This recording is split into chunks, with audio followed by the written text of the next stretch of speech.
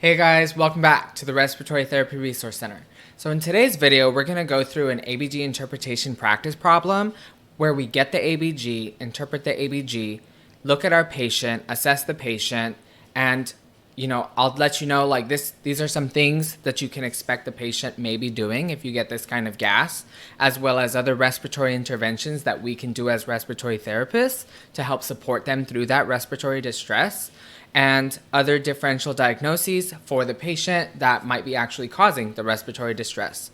But usually in the hospital setting, what we'll do first is give them the respiratory support they need, and then we can run tests after that. But we also get patient histories and all of these things to narrow down the root cause of the respiratory distress. So before we begin with the actual practice problem, don't forget to subscribe to my YouTube channel. This really helps me out so I can continue making videos just like this one for educational purposes. And don't forget to check out respiratorytherapyrc.com for any updated blog posts, ebooks, etc., that you might like, okay?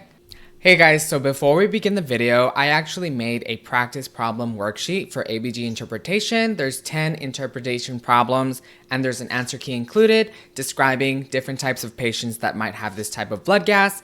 And let me show you where you can find it on my website. So if you go to respiratorytherapyrc.com, click on eBooks, scroll down, boom. So there it is, ABG interpretation practice problems, answer key included. Just click on it, and for right now, I'm giving it away free of charge. So hopefully this will help you guys get more experience interpreting ABGs, okay? So let's continue on with the video. Okay, so like I said before, we're gonna start with our ABG interpretation practice part 1. First and foremost, we get our ABG back, right? Let's say our patient came from the ER. We have a 7.25, 56, 71, and 26. So we would classify this as what? A respiratory acidosis, right? That's fair to say. Anything above 60 for the PaO2 is considered reasonable. Textbook is saying it's mild hypoxemia, 60 to 80. 80 to 100 is normal.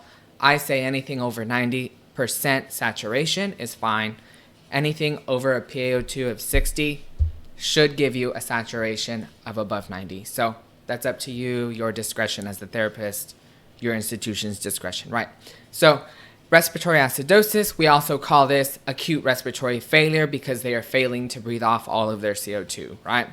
So what does this type of patient look like? What can you expect? What are you going to associate this gas with what kind of patient? What are they actually going to look like, right? So your patient assessment skills come in real handy with this, right?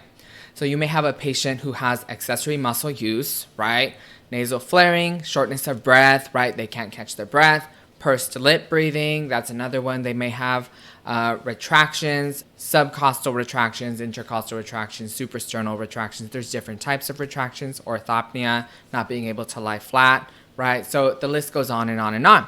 These are just some general pictures and ideas for patient assessment of this type of patient with this type of gas. Respiratory interventions that we might be able to do include high flow nasal cannula, BiPAP, or intubation, right? It all depends on the patient. Usually we'll start with like a lower level of respiratory support, which might be high flow nasal cannula, and then we'll get another gas, we'll check on them, we'll do a patient assessment on them again, and see if they're actually responding well to treatment. If they're not responding well, the gases continue trending in the wrong direction, we can escalate to BiPAP, and if that's still not good enough, gases are still not trending in the right direction, we can intubate the patient, right? So these are some of the general things that we can do that I'm expressing to you as options as far as respiratory therapy is concerned, but always follow your hospital's policies and procedures as always, okay? So some underlying disease processes that can create this kind of issue of respiratory distress for this person exhibiting this ABG would be like a CHF exacerbation, a pneumonia case, an acute stroke, a foreign body aspiration, asthma or COPD. These are some general underlying causes that can cause this type of respiratory distress and then lead to this type of gas, right, for this patient. So I hope you guys got something out of this video. I hope you learned something today.